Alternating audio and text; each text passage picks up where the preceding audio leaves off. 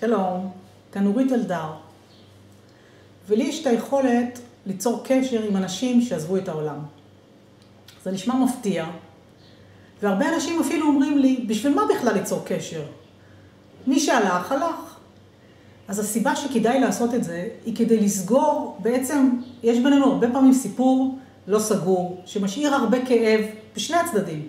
ואני רוצה לתת לכם דוגמה למקרה כזה. באה אליי מישהי, וסיפרה לי שאימא שלה הייתה חולה כשהיא הייתה צעירה וגם כשהיא הייתה ילדה. והיא מאוד כעסה על אימא שלה שהיא הייתה חולה. היא כל הזמן דרשה מאימא שלה שבכל זאת תהיה שם. כשנולדו לה ילדים היא ביקשה שאימא שלה תטפל בהם. ומאוחר יותר הרגישה מאוד מאוד אשמה על זה שהיא בעצם לא נתנה לאימא שלה לנוח, ושהיא לא הבינה שאימא שלה הייתה חולה. ואימא שלה נפטרה כבר לפני הרבה שנים, והיא עדיין סוחבת את האשמה הזאת.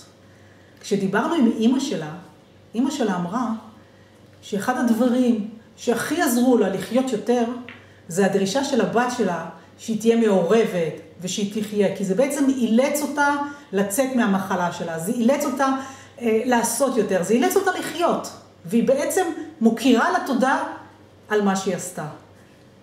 אז זו הייתה כזאת הקלה וכזאת התרגשות. חבל סתם ללכת עם האשמה. להתראות.